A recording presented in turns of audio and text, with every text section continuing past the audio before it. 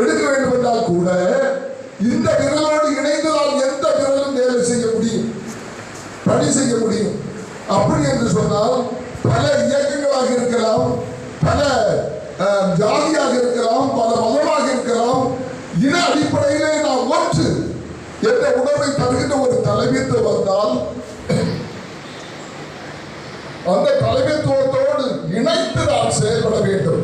அதே நேரத்தில் ஒரு கையால் தூக்க முடியவில்லை என்றால் இரு கையை பயன்படுத்துவோம். நம்மால் முடியவில்லை என்றால் நம்மோடு நம்முடைய கருத்துக்களை அடிப்படையாக கொண்டு நம்முடைய தோழமையை ஏற்கின்ற மற்ற கட்சிகளோடு இணைந்து நாம் செயல்பட வேண்டும். எனவே என்னை முன்னிலை வைத்ததற்கு நான் நன்றி கூறுகிறேன். என்னை அழைத்ததற்காக உங்களை பாராட்டுகிறேன்.